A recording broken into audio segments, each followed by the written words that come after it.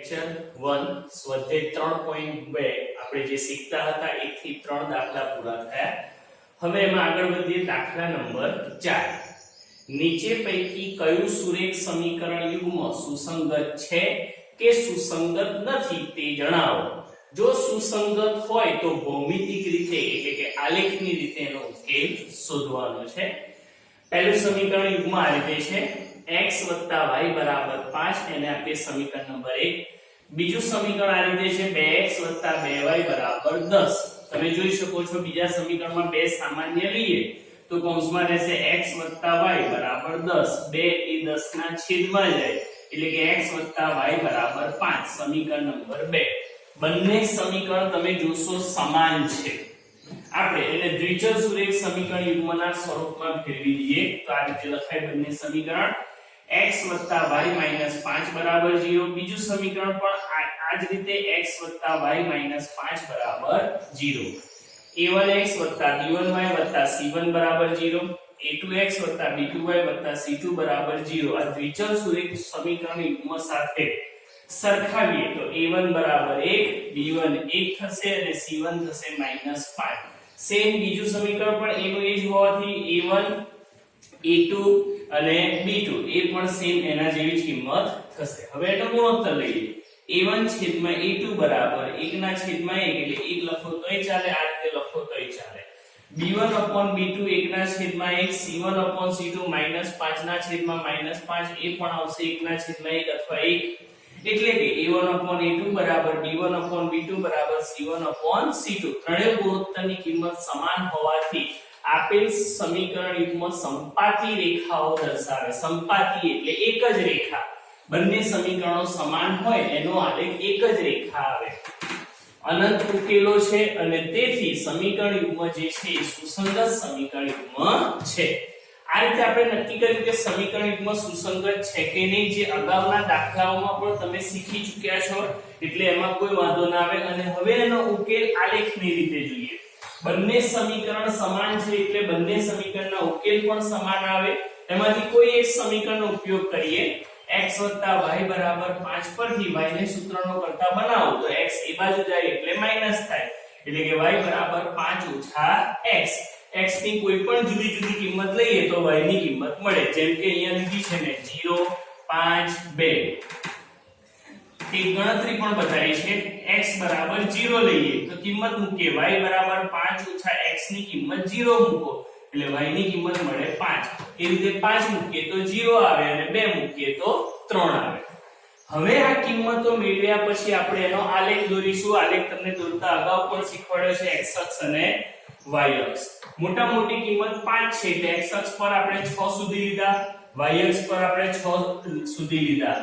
x અક્ષમાં 1 semi બરાબર 1 એકમ લીધો એટલે 1 2 3 4 5 6. એ રીતે y અક્ષમાં 1 સેમી બરાબર 1 એકમ.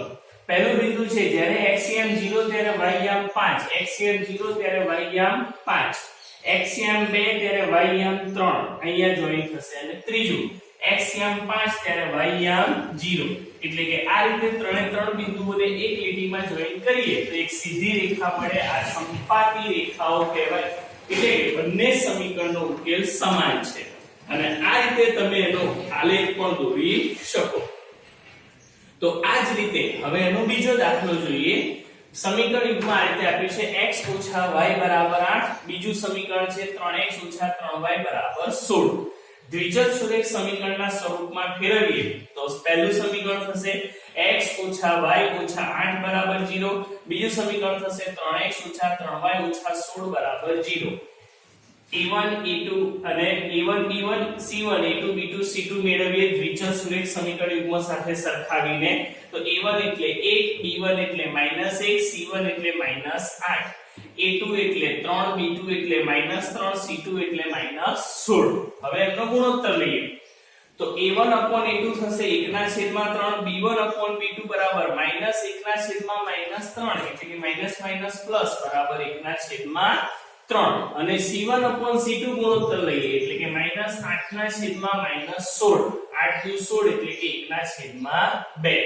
તમે ધ્યાનપૂર્વક જોશો તો a1/a2 અને b1/b2 નો ગુણોત્તર સમાન છે પણ c1/c2 સાથે સમાન થતો નથી, એટલે કે આ રેખાઓ આપણને આલેખમાં સમાંતર રેખાઓ મળે એટલે કે ઉકેલ ન મળે, એટલે કે સમીકરણ યુગ્મ સુસંગત નથી, અને જો સુસંગત ન હોય તો એનો આલેખ દોરવાની પણ જરૂર નથી. તો વિદ્યાર્થીઓ આ રીતે બે દાખલા આ સ્વાધ્યાય 3.2 ના દાખલા નંબર 4 નો ત્રીજો અને ચોથો સેમ આ રીતે અહીંયા હોમવર્કમાં મૂકેલો છે.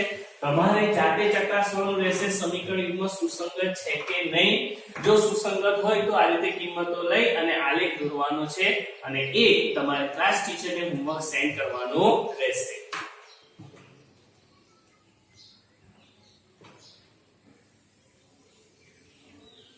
લેક્ચર 2 સ્વાધ્યાય 3.2 દાખલા નંબર 4 સુધી આપણે પૂરું કર્યું. દાખલા નંબર 5 એક લંબચોરસ બગીચાની અર્ધ પરિમિતિ 36 મીટર છે તથા તેની લંબાઈ એ તેની પહોળાઈ કરતા 4 મીટર વધુ છે. તો બગીચાની બાજુઓના માપ શોધો, એટલે કે લંબાઈ અને પહોળાઈ શોધવાની છે. ધારીએ લંબચોરસની પહોળાઈ x મીટર, તો લંબચોરસની લંબાઈ y મીટર. તમારે x ને y જેને જે ધારવું હોય ધારી શકો છો. શરત આ પ્રમાણે છે, લંબાઈ એ પહોળાઈ કરતા 4 મીટર વધુ છે. લંબાઈ એટલે y, પહોળાઈ કરતા 4 મીટર વધુ, એટલે કે y બરાબર x વત્તા 4. x આ બાજુ આવે એટલે માઈનસ થાય, એટલે કે y - x બરાબર 4. સમીકરણ નંબર 1. રકમમાં અર્ધ પરિમિતિ આપણને 36 મીટર આપી છે. લંબચોરસની પરિમિતિને શોધવાનું સૂત્ર 2 કૌંસમાં લંબાઈ વત્તા પહોળાઈ, એટલે કે 2 કૌંસમાં y વત્તા x. હવે લંબચોરસની અર્ધ પરિમિતિ એટલે પરિમિતિને 2 વડે ભાગી કાઢો. પરિમિતિ હતી 2 કૌંસમાં y વત્તા x, અર્ધ પરિમિતિ એટલે 2 વડે ભાગીએ 2 જશે.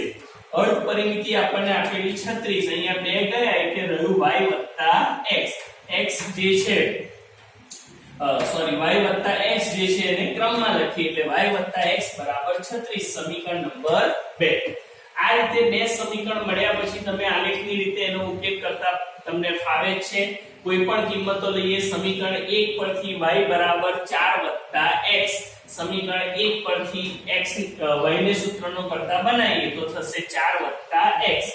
x ની જુદી જુદી કિંમતો લઈએ. 0 -4 1, તો જો કિંમતો મૂકીએ 0 મૂકીએ તો y આવે 4, -4 મૂકીએ તો 0 અને 1 મૂકીએ તો 5. એ જ રીતે સમીકરણ 2 માં y ને સૂત્રનો કરતા બનાવીએ. x એ બાજુ જાય એટલે માઈનસ થશે, એટલે કે y બરાબર 36 - x. જેની જુદી જુદી કિંમતો લઈએ. x ની 10 26 16 ગણતરી કરતા આપણને y ની કિંમતો મળશે 26 10 અને 20. આ કિંમતોનો આપણે આલેખ દોરીએ. આલેખમાં x અક્ષ અને y અક્ષ અગાઉ પણ તમને દોરતા શીખવાડ્યું છે. અહીંયા આખો આલેખ દોરીને જ મૂકેલો છે. x અક્ષમાં 1 સેમી બરાબર 2 એકમ લઈએ. y અક્ષમાં પણ 1 સેમી બરાબર 2 એકમ લઈએ, કારણ કે 26 સુધી જવાનું છે. તો x અક્ષમાં 0 2 4 6 એમ કરીને 28 સુધી લીધા તમે. 26 સુધી છે એટલે 28 30 સુધી જવાનું. આ બાજુ -4 છે એટલા માટે -2 અને -4 સુધી ગયા. y અક્ષમાં 1 સેમી બરાબર 2 એકમ છે. મોટા મોટી કિંમત એમાં 26 છે એટલે આપણે આગળ 28 અથવા 30 સુધી જઈ શકીએ. બિંદુઓ દર્શાવીએ. પહેલું બિંદુ છે x m 0 ત્યારે y m 4, x m 0 ત્યારે y m 4, એટલે બિંદુ થશે 0 4. -4 એ 0 અહીંયા દર્શાવાશે. x અક્ષ જે છે એ -4 અને y m 0 એટલે -4 એ 0. હવે x m જે છે 1. હવે 1 એટલે 0 અને 2 ની બરાબર વચ્ચે. ધ્યાનમાં રાખજો ખાસ, 0 અને 2 ની બરાબર વચ્ચે, અને 5 આવશે 4 અને 6 ની બરાબર વચ્ચે. આ બંને જ્યાં ભેગા થાય ત્યાં યામ થશે 1 અને 5. આ રીતે 3 એ 3 યામ દર્શાવી શકાય. બીજી રેખા માટે 10 એ 26 એટલે x યામ 10 ત્યારે y યામ 26 દર્શાવી શકાય આ રીતે. એ રીતે 26 એ 10 26 ત્યારે y યામ 10. બીજું છે 16 એ 20 એટલે કે x યામ 16 ત્યારે y યામ 20. બંને રેખાઓ તમે જોશો અને તમે તમારા આલેખમાં પ્રોપર માપ ટુ માપ દોરશો તો એક બિંદુ આગળ છેદે છે 16 અને 20, એને ધારો કે આપણે p બિંદુ નામ આપીએ. આના ઉપરથી આલેખ પરથી ઉકેલ લખવો હોય તો અહીંયા સાઈડમાં થોડું લખેલું છે, તમે જોઈ લો. બંને સમીકરણ યુગ્મ p 16 20 માં છેદે છે, એટલે કે x બરાબર 16 અને y યામ બરાબર 20. પહોળાઈ આપણે x ધારી હતી એટલે પહોળાઈ થશે 16 મીટર અને લંબાઈ થશે 20 મીટર. આ રીતે આપણે આલેખની રીત દ્વારા પણ વ્યવહારિક કોઈ પ્રશ્નોનો ઉકેલ મેળવી શકીએ છીએ. સમગ્ર ગણતરી અને આલેખ તમારી આલેખ પોથીમાં દોરી અને ક્લાસ ટીચરને સેન્ડ કરજો. લેક્ચર 3 સ્વાધ્યાય 3.2 દાખલા નંબર 6. સુરેખ સમીકરણ 2x 3y - 8 0 આપેલ છે એવું બીજું દ્વિચલ સુરેખ સમીકરણ લખો કે જેથી બનતી જોડીનું ભૌમિતિક નિરૂપણ નીચે પ્રમાણે હોય.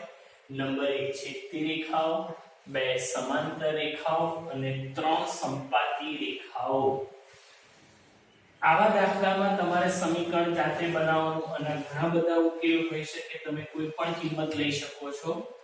2x 3y - 8 0 જે રકમ આપેલી છે એને a1x b1y c1 0 સાથે સરખાવતા a1 2 b1 3 અને c1 -8 થશે.